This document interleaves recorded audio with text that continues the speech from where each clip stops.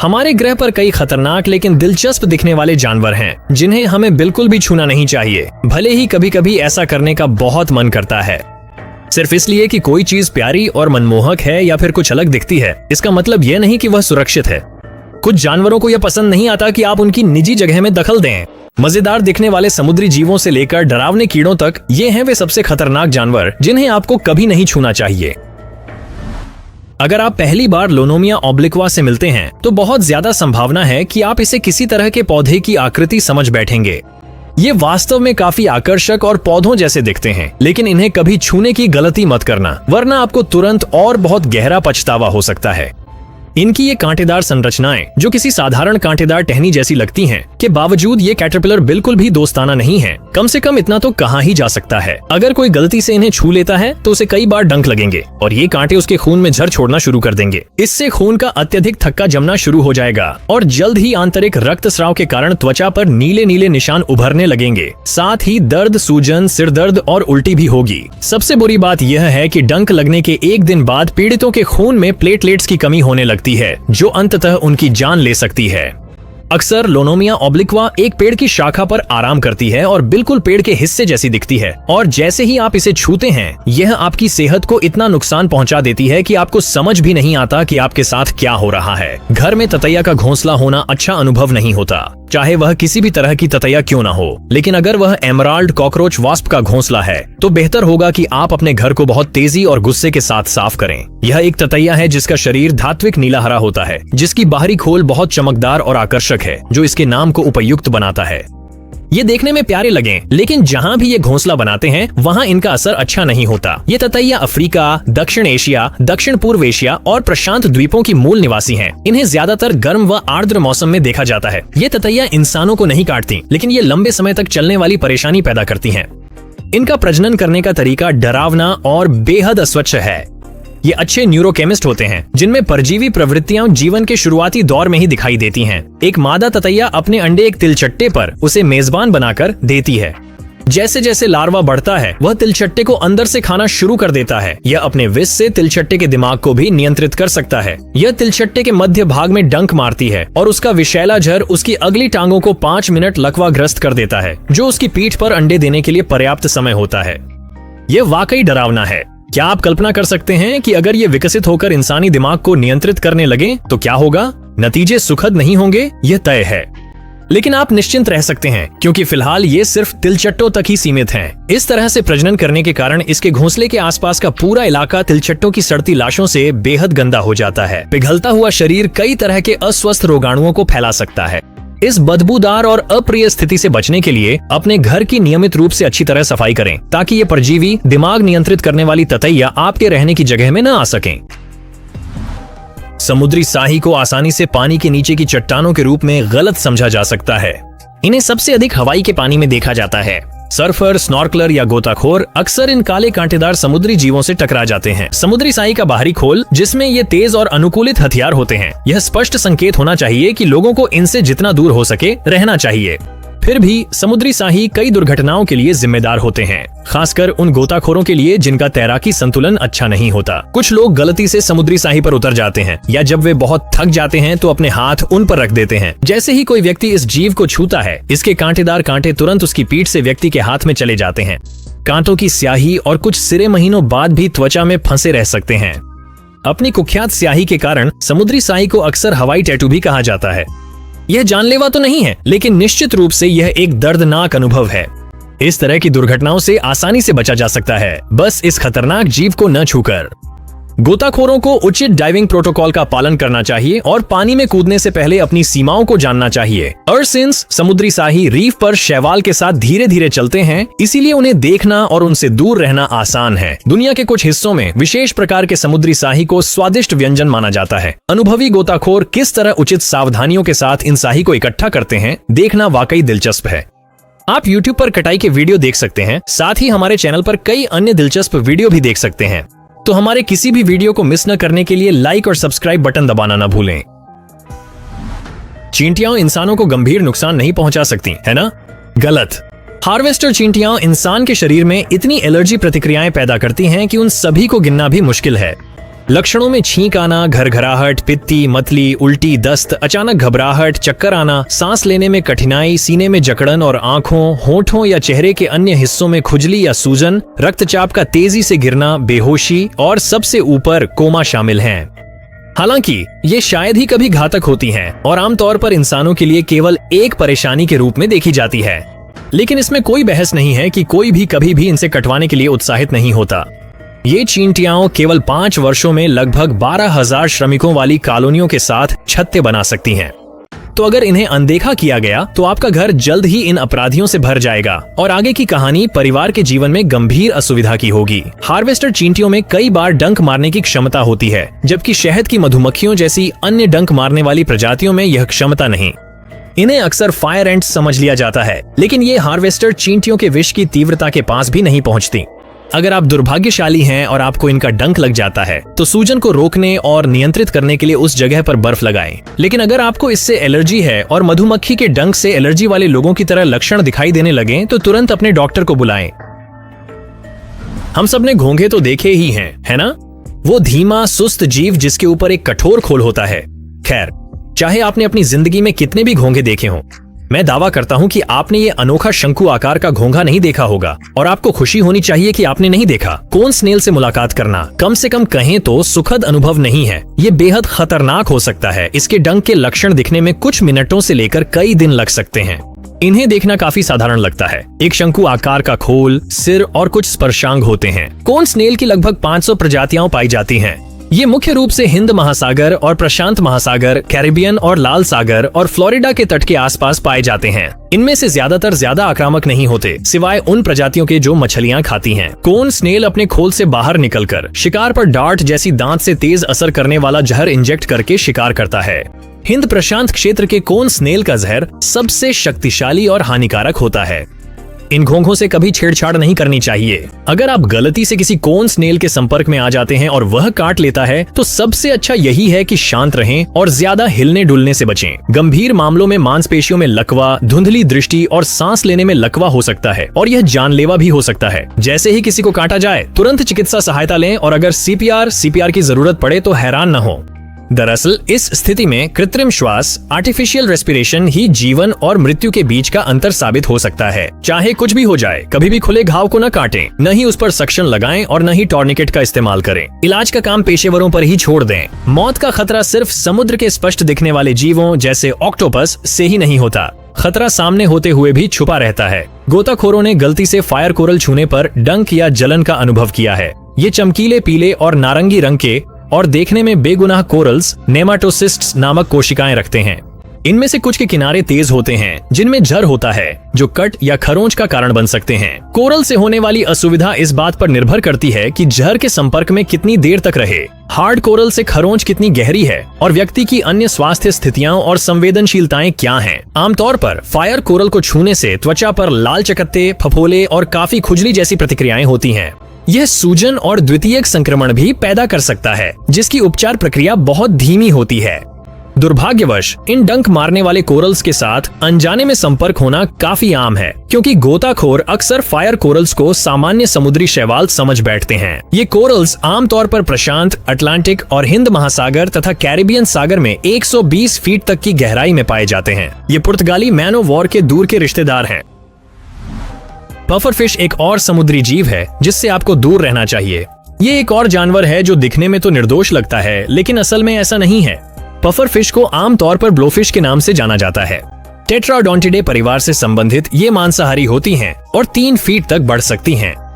Pufferfish कई प्रकार की हो सकती है, जैसे कांगो, ड्वार्फ, गोल्डन रेड आई, फहाका आदि।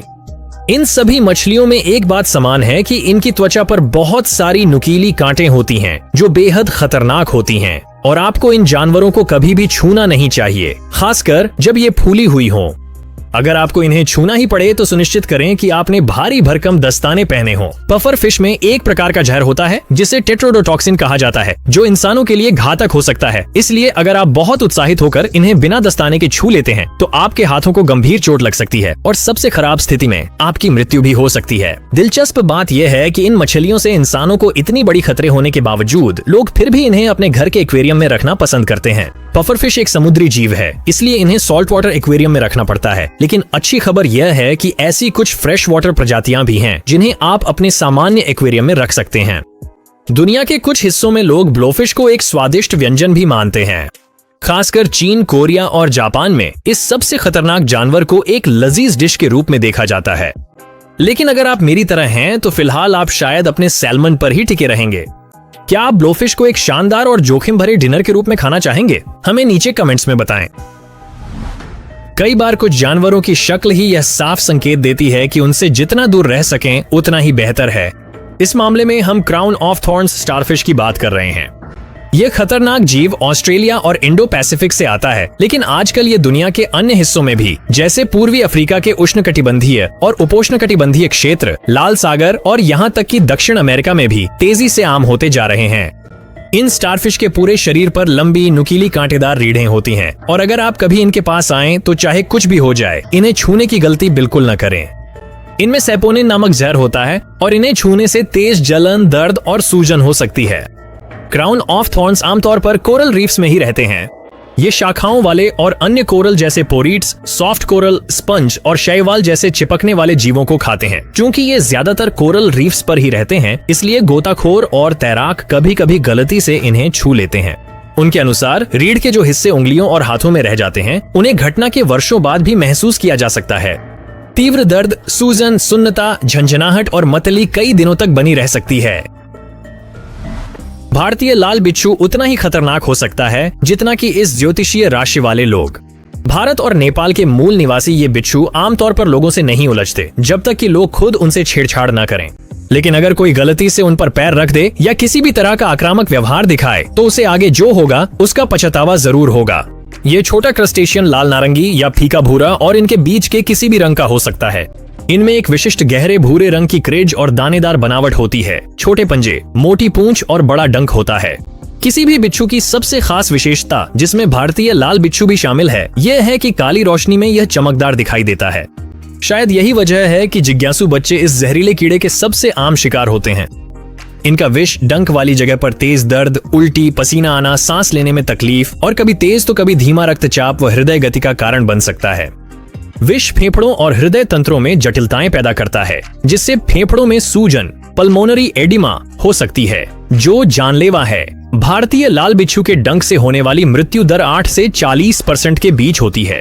ये जहरीले क्रस्टेशियन पालतू जानवर के रूप में भी रखे जाते हैं। इन्हें चिकित्सा अनुसंधान में भी इस्तेमाल किया जाता है। इनके विष में मौजूद पोटेशियम चैनल ब्लॉकिंग पेप्टाइड्स का उपयोग ऑटो इम्यून विकारों के इलाज में काफी आशाजनक माना जा रहा है। इनके टॉक्सिन्स का उपयोग त्वचा रोग, कैंसर के इलाज और मलेरिया रोधी दवा के रूप में भी किया जाता है। तो अपनी खतरनाक प्रकृति के बावजूद ये कई चिकित्सीय मामलों में काफी उपयोगी साबित हो सकते हैं। जेलीफिश आमतौर पर खतरनाक होती हैं और इनके डंक से होने वाला दर्द असहनीय हो सकता है। अगर सावधानी से संभाला जाए तो अधिकांश छोटी जेलीफिश को आपात स्थिति में उंगलियों से उठाया जा सकता है। जेलीफिश को छूना, चाहे उसका आकार कुछ भी हो, किसी को भी नहीं करना चाहिए जब तक कि कोई और विकल्प ना हो। लेकिन जब बात इरुकांजी जेलीफिश की आती है तो उसे हल्के से भी छूना सबसे बुरा विचार हो सकता है। इरुकांजी जेलीफिश की ताकत को उसके आकार के कारण कभी भी कम मत आंकिए। उनका डंक घातक ब्रेन हेमरेज का कारण बन सकता है और हर साल 50 से 100 लोगों को अस्पताल पहुंचा देता है। अगर किसी को इनसे डंक लग जाए तो सबसे पहले उसे त्वचा पर चिपके टेंटिकल्स को हटाना चाहिए, डंक वाली जगह पर सिरका डालना चाहिए और दर्द निवारक लेना चाहिए, क्योंकि यह बहुत तेज स्थानीय दर्द देता है। जिस व्यक्ति को डंक लगता है वह आमतौर पर टेंटिकल्स हटाने की कोशिश में भ्रमित और बेचैन हो जाता है और अंततः बेहोश हो जाता है। सांस लेने में विफलता और हृदय गति रुकने की बहुत अधिक संभावना होती है, जिससे व्यक्ति की डंक के कारण मृत्यु भी हो सकती है। इस अत्यंत दर्दनाक और संभावित रूप से घातक स्थिति से बचने के लिए विशेषज्ञ हमें सलाह देते हैं कि हम पूरी तरह से उनके आवासों से दूर रहें।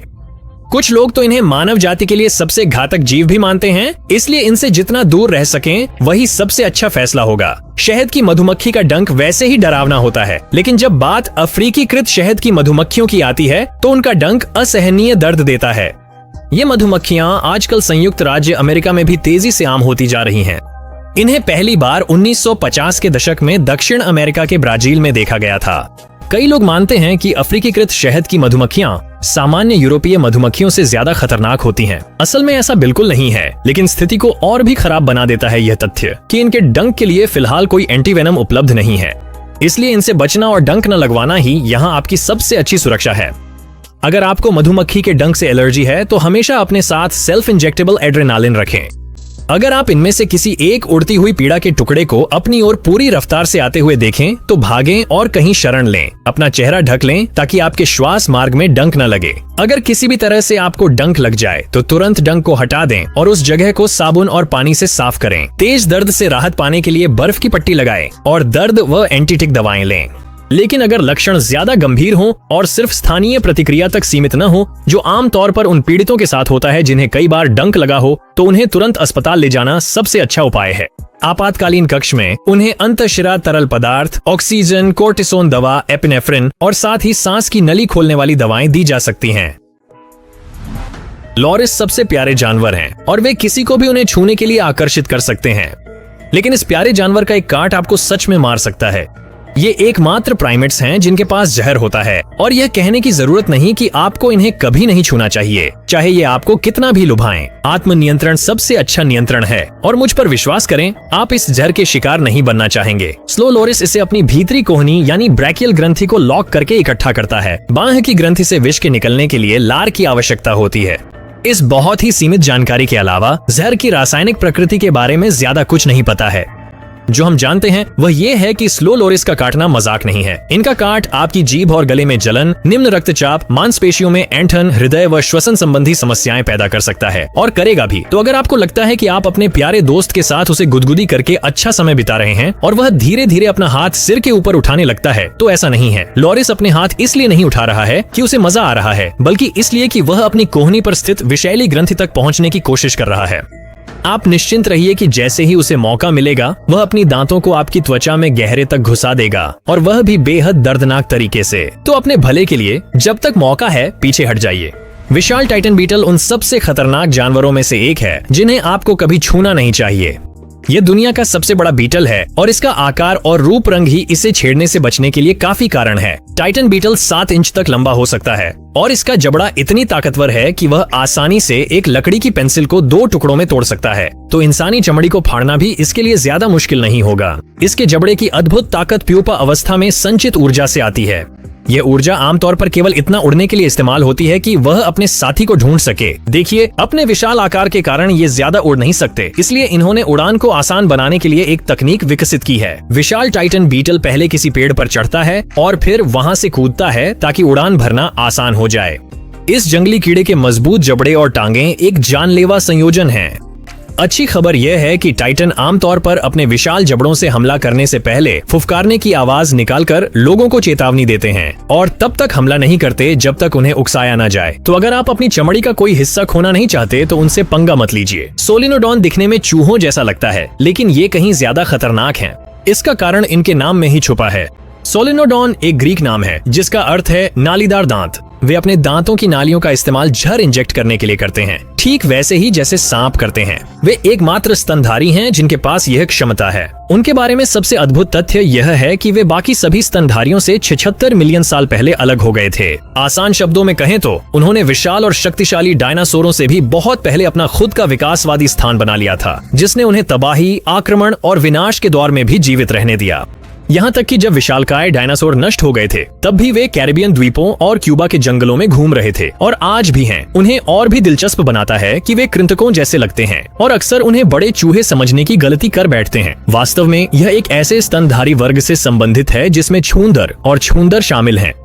वे पृथ्वी पर सबसे पुराने स्तनधारियों में से एक हैं और एकमात्र स्तनधारी हैं जिनके पास विषैले दांत होते हैं। छोटे बच्चे अंधे और बिना बालों के पैदा होते हैं, लेकिन इससे वे अपने वयस्क साथियों की तुलना में कम खतरनाक नहीं होते। यह छोटा जीव सहनशीलता का अंतिम उदाहरण है जो पृथ्वी पर 76 मिलियन वर्षों से चला आ रहा है।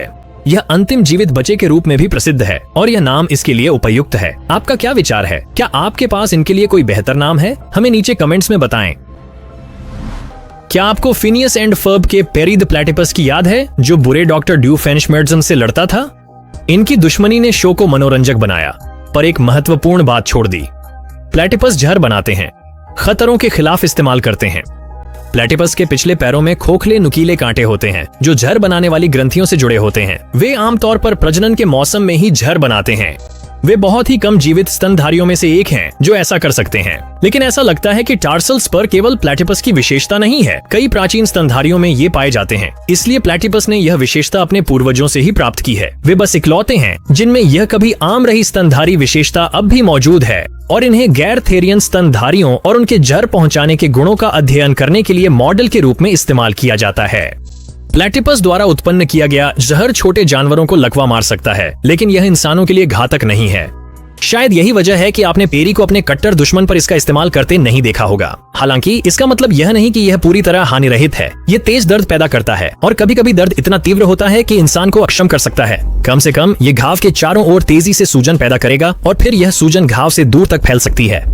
ये दर्द लंबे समय तक रहने वाली हाइपरएल्जीसिया में बदल सकता है, जो कई दिनों से लेकर हफ्तों तक रह सकती है। डरावनी बात यह है कि 1922 की एक क्लिनिकल रिपोर्ट के अनुसार लगातार बने रहने वाले तीव्र दर्द में मॉर्फिन भी मदद नहीं कर सकती। ब्लू ग्लॉक्स बिल्कुल किसी रहस्यमय जीव जैसा दिखता है और ब्लू ड्रैगन नाम इसके लिए पूरी तरह उपयुक्त है। असल में यह एक प्रकार का न्यूडिब्रांच है जिसे ग्लॉक्स अटलांटिक्स कहा जाता है।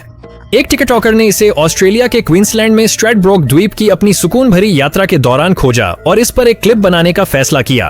उसने इस जीव को अपनी उंगलियों के सिरे से उठाया, क्लिप बनाई और फिर इसे वापस समुद्र में छोड़ दिया। उसके अनुसार यह किसी पोकेमॉन की तरह हिल रहा था। हालांकि उसकी तरह प्रोत्साहित मत होइए, इनकी खूबसूरत और रहस्यमय दिखावट से ज्यादा प्रभावित मत होइए। ब्लू ड्रैगन को छूना एक बहुत बड़ी गलती हो सकती है। ब्लू ड्रैगन अपने शिकार को डंक मारने का एक बहुत ही दिलचस्प तरीका रखते हैं। वे अपने शिकार से जहरीले रसायन इकट्ठा करते हैं और उन्हें अपनी त्वचा की डंक मारने वाली कोशिकाओं में जमा और केंद्रित कर लेते हैं। जब भी इन्हें छुआ जाता है या खतरा महसूस होता है तो ये तलवार जैसी डंक मारने वाली कोशिकाओं का इस्तेमाल किसी को भी डंक मारने के लिए करते हैं। इन छोटे छोटे ब्लू ड्रैगन का डंक बदनाम पुर्तगाली मैनोवॉर से भी ज्यादा ताकतवर हो सकता है। अगर आपको ड्रैगन ने डंक मार दिया तो आपको तुरंत मतली, दर्द, उल्टी, तीव्र एलर्जिक संपर्क, डर्मेटाइटिस और पोस्ट इन्फ्लेमेटरी हाइपरपिगमेंटेशन जैसी समस्याएं होने लगेंगी। इसलिए अपने भले के लिए इन्हें छूने की कोशिश मत कीजिए। दुनिया की कुछ खूबसूरत चीजें सुरक्षित दूरी से देखना ही बेहतर होता है। कोई भी गैर विशेषज्ञ पहली नजर में एक चमकीले बैंगनी फूल और रंग बिरंगे कटलफिश में फर्क नहीं कर सकता। ये मुख्य रूप से ऑस्ट्रेलिया और न्यू गिनी के आसपास के इंडो पैसिफिक जल क्षेत्रों में पाए जाते हैं। साथ ही फिलीपींस, इंडोनेशिया और मलेशिया के विभिन्न द्वीपों में भी मिलते हैं। इनका रंग गहरा भूरा होता है जिस पर सफेद और पीले रंग की ओवरलैपिंग पैटर्न होती है, जो किसी को भी छूने के लिए आकर्षित कर सकती है। लेकिन जैसे ही आप इस लालच में आ जाते हैं, आपको तुरंत पछतावा होगा। समुद्र के ये फूल बेहद विषैले होते हैं और ये केवल 3 विषैले सेफालोपॉड प्रजातियों में से एक हैं। ये इंसानों के लिए उतने ही घातक हो सकते हैं जितना कि ब्लू रिंग्ड ऑक्टोपस। इस बारे में राहत की बात यह है कि ये बहुत ही कम इंसानों के संपर्क में आते हैं और हमें भी यही पसंद है। फ्लैम्बॉयंट कटलफिश अपने कांटों के जरिए जहर इंजेक्ट करती है। इनकी पीठ पर स्थित रीढ़ में जहर से भरी थैलियां होती हैं जो जहर पहुंचाने का काम करती हैं। अगर कटलफिश किसी को खतरा मानती है तो वह अपनी पीठ की रीढ़ से उसे चुभौती है और जहर छोड़ देती है। इनमें अपनी त्वचा के पैटर्न, बनावट और रंग को बदलकर वातावरण में घुल मिल जाने की अद्भुत क्षमता होती है, इसलिए इन्हें तुरंत पहचानना मुश्किल होता है। इन जंगली जानवरों को उनके प्राकृतिक आवाज में बिना परेशान किए छोड़ देना चाहिए और आपको किसी भी कीमत पर इनसे दूर रहना चाहिए। ब्राजीलियन वॉन्डरिंग स्पाइडर दुनिया का सबसे जहरीला मकड़ी है। ये मकड़ियां Costa Rica, Colombia, Peru, Brazil, Paraguay और दक्षिणी अफ्रीका के कुछ अन्य हिस्सों के जंगलों में पाई जाती हैं। इनमें से सबसे जहरीला मकड़ी केले के एक बड़े ढेर के साथ लंदन के दक्षिण में पहुंचाया गया था। जब मकड़ी ने समरसेट में एक शेफ को काटा और भागने की कोशिश कर रही थी, तब एक विशेषज्ञ ने उसे पकड़ लिया। मकड़ी केले में छुपी हुई थी जो उसके पब में पहुंचाए गए थे, और जब उसे पकड़ा गया तब उसने अपना एक पैर और हजारों बच्चे मकड़ियों से भरी एक अंडों की थैली पीछे छोड़ दी। शुक्र है पास के चिड़ियाघर द्वारा दिए गए एंटी वेनम से उसकी जान बच गई। उन्होंने मकड़ी की पहचान उस तस्वीर से की जो शेफ ने बेहोश होने से पहले ली थी। ब्राजीलियन वॉन्डरिंग स्पाइडर को उसका नाम इसलिए मिला है क्योंकि वह रात में जंगल की जमीन पर भोजन की तलाश में घूमती रहती है। वे अंधेरे और नम स्थानों में छुपना पसंद करती हैं, जैसे लकड़ियों के ढेर, गैराज, अलमारी, जूते और सबसे डरावना कपड़ों के ढेर। खास तौर पर इस मकड़ी को Guinness book of world records ने दुनिया की सबसे जहरीली मकड़ी घोषित किया है क्योंकि इसमें सबसे सक्रिय न्यूरोटॉक्सिन जहर पाया जाता है। अगली बार जब आप अपने कपड़ों का ढेर तय करने जाएं, तो इन घुसपैठियों से सावधान रहें। ये जल कीड़े सबसे खतरनाक कीड़े हैं जिनसे आप कभी भी सामना कर सकते हैं, और चाहे कुछ भी हो जाए इन्हें छूना नहीं चाहिए। ये कीड़े भारत के कुछ हिस्सों में पाए जाते हैं और इनकी अधिकांश प्रजातियां काफी बड़ी होती हैं, जिनमें सबसे छोटी लगभग 0.75 इंच की होती है। ये कीड़े आमतौर पर बारिश के बाद बड़ी संख्या में बाहर निकलते हैं। अगर कोई इन्हें छूता है या नंगे हाथों से मारने की कोशिश करता है तो इसका नतीजा ये बेहद परेशान करने वाली त्वचा की बीमारी हो सकता है। ये एक तरह का वायरस ले जाते हैं जो किसी के भी संपर्क में आते ही उसे संक्रमित कर देता है और यह वायरस उनके पूरे शरीर में तेजी से फैल जाता है। इनकी डरावनी प्रकृति के बावजूद हैरान करने वाली, विचलित करने वाली बात यह है कि ये खतरनाक कीड़े कई दक्षिण पूर्वी एशियाई देशों में एक लोकप्रिय खाद्य वस्तु हैं, वैसे ही जैसे समुद्री अर्चिन। हालांकि कुछ लोगों का मानना है कि संक्रमित व्यक्ति की तस्वीर असली नहीं है और यह बेहतरीन फोटोशॉप कौशल का नतीजा है। यह तस्वीर महीनों से इंटरनेट पर घूम रही है और इसकी प्रामाणिकता को लेकर बड़ी बहस छिड़ी हुई है। क्या आपको लगता है कि यह असली है या सिर्फ एक बड़ा मजाक? नीचे कमेंट्स में अपने विचार साझा करें। दिखावा धोखा दे सकता है और इसे साबित करने का इससे बेहतर तरीका क्या हो सकता है जितना कि ब्लू रिंग्ड ऑक्टोपस? ऑक्टोपस की यह खास प्रजाति समुद्र के सबसे सुंदर और सबसे खतरनाक जानवरों में से एक है। इनके शरीर पर खूबसूरत चमकीले नीले छल्ले होते हैं जो लोगों को करीब से देखने के लिए आकर्षित करते हैं। लेकिन जैसे ही इंसान ब्लू रिंग्ड ऑक्टोपस के संपर्क में आते हैं, उनकी जान गंभीर खतरे में पड़ जाती है। इन ऑक्टोपस की लार में अत्यंत विषैला जहर होता है। जब ये अपने शिकार को अपनी चोंच से काटते हैं तो लार तुरंत ही उसे लकवाग्रस्त कर देती है। इस जहर को TTX कहा जाता है और यह इतना ताकतवर है कि केवल 1 मिलीग्राम से ही एक वयस्क इंसान की जान जा सकती है। और डरावनी बात यह है कि अब तक इसका कोई एंटीडोट नहीं है। अगर तुरंत इलाज न मिले तो यह जहर धीरे धीरे सभी मांसपेशियों को लकवाग्रस्त कर देगा और कुछ ही देर में व्यक्ति सांस भी नहीं ले पाएगा। ब्लू रिंग्ड ऑक्टोपस अपने जहर को एक छोटे से कट के जरिए इंजेक्ट कर सकता है, जिससे अधिकतम 1 बूंद खून ही निकलेगा। ये घातक जानवर खुद जहर नहीं बनाते। असल में ये अपनी लार ग्रंथियों में एक खास तरह की बैक्टीरिया को रखते हैं और वही बैक्टीरिया TTX नामक जहर बनाता है। तो अगर आप अपनी डाइव के दौरान किसी चमकीले रंग के ऑक्टोपस को देखें तो उसे कभी छूना नहीं चाहिए और जितना हो सके उससे दूर रहना चाहिए। क्या आपने इनमें से किसी को कभी देखा या छुआ है? आपको कौन सा सबसे खतरनाक लगता है? हमें नीचे कमेंट्स में जरूर बताएं। हमेशा की तरह अगर आपको यह पसंद आया हो तो हमें एक बड़ा लाइक दें और कमेंट सेक्शन में अपना प्यार जरूर छोड़ें। हमारे सभी शानदार वीडियो से अपडेट रहने के लिए सब्सक्राइब करें और नोटिफिकेशन ऑन कर लें ताकि आप कुछ भी मिस न करें। अगली बार तक अपना अच्छे से ख्याल रखें।